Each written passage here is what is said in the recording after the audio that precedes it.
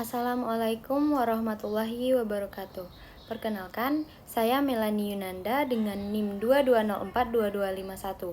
Di sini saya akan menjelaskan materi mengenai peran kader dalam pemberdayaan masyarakat untuk memenuhi tugas mata kuliah pemberdayaan masyarakat dengan dosen pengampu Ibu Yulia Hanuselina SAP MAP.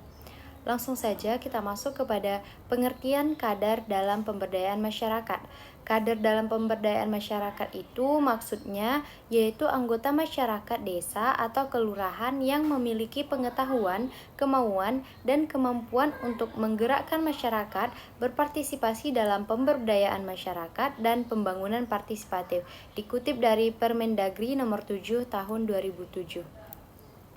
Adapun tujuan dari kader pemberdayaan masyarakat yaitu yang pertama menumbuhkan dan mengembangkan prakarsa, partisipasi serta swadaya gotong royong masyarakat dalam pembangunan desa.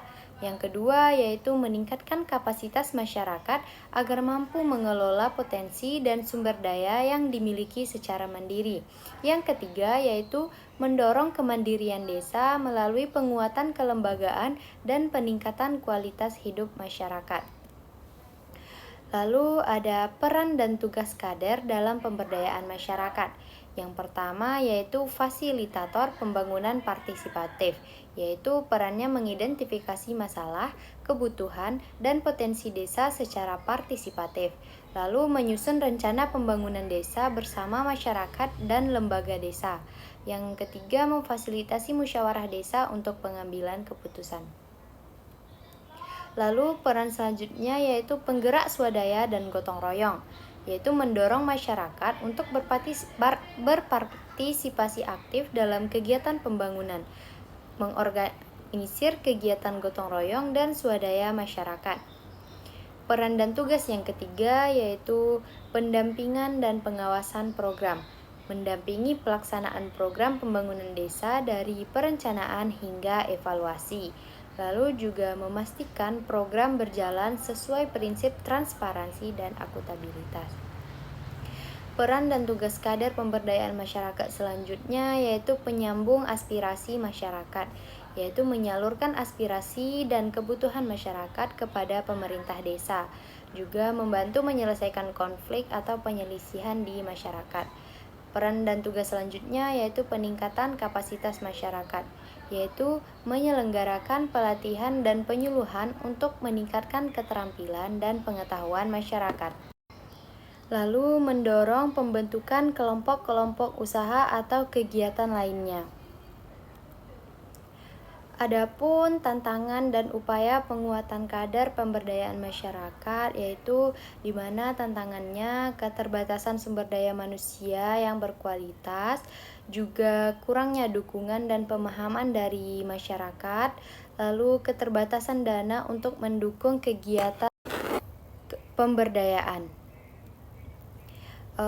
Upaya dari penguatannya yaitu peningkatan kapasitas melalui pelatihan dan pendidikan, penguatan kerjasama dengan pihak eksternal seperti LSM atau perguruan tinggi, dan penggalangan dana dari berbagai sumber untuk mendukung program pemberdayaan. Lalu selanjutnya ada kompetensi dan strategi kader pemberdayaan masyarakat, yaitu kompetensi dasar kader pemberdayaan masyarakat. Untuk menjalankan tugas secara efektif, kader pemberdayaan masyarakat perlu memiliki kompetensi seperti yang pertama ada kepemimpinan partisipatif, yaitu mampu memimpin dengan melibatkan masyarakat dalam pengambilan keputusan. Selanjutnya yaitu komunikasi efektif, yaitu mampu menyampaikan informasi dengan jelas dan mendengarkan aspirasi masyarakat. Lalu juga ada pemahaman sosial budaya, yaitu memahami nilai-nilai, norma, dan kebiasaan lokal untuk membangun kepercayaan. Selanjutnya ada teknik fasilitasi, yaitu mampu memandu diskusi dan musyawarah desa secara inklusif. Dan juga ada kemampuan advokasi, yaitu mampu memperjuangkan kepentingan masyarakat kepada pihak terkait. Lalu, strategi pemberdayaan oleh kader pemberdayaan masyarakat dapat menetapkan strategi untuk memberdayakan masyarakat seperti pemetaan potensi dan masalah, yaitu mengidentifikasi sumber daya dan tantangan di desa, dan juga ada penyusunan rencana aksi bersama masyarakat, merancang program yang sesuai dengan kebutuhan lokal, dan juga pelatihan dan pendidikan yaitu menyelenggarakan kegiatan peningkatan kapasitas seperti pelatihan keterampilan atau penyuluhan kesehatan. Lalu juga ada monitoring dan evaluasi, yaitu memantau pelaksanaan program dan mengevaluasi hasilnya untuk perbaikan berkelanjutan. Selanjutnya ada penguatan peran kader pemberdayaan masyarakat melalui pelatihan. Pelatihan yang dirancang untuk kader pemberdayaan masyarakat dapat mencakup materi seperti paradigma tata kelola pemerintahan desa, teknik fasilitasi dan advokasi, pengurusutamaan gender dan inklusi sosial, lalu juga strategi pendampingan masyarakat. Materi pelatihan ini bertujuan untuk meningkatkan kapasitas kader pemberdayaan masyarakat dalam mengelola program pemberdayaan secara efektif dan berkelanjutan. Lalu ada pembentukan dan legalitas kader pemberdayaan masyarakat. Pembentukan kader pemberdayaan masyarakat dilakukan melalui proses musyawarah desa dan ditetapkan oleh kepala desa.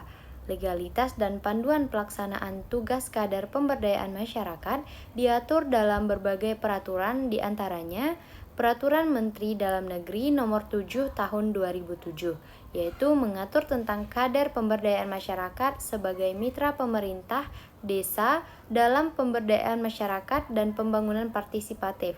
Selanjutnya, Peraturan Menteri Desa, Pembangunan Daerah Tertinggal dan Transmigrasi Nomor 3 Tahun 2015, yaitu menjelaskan tentang pendampingan desa dan peran kader pemberdayaan masyarakat dalam mendukung proses tersebut.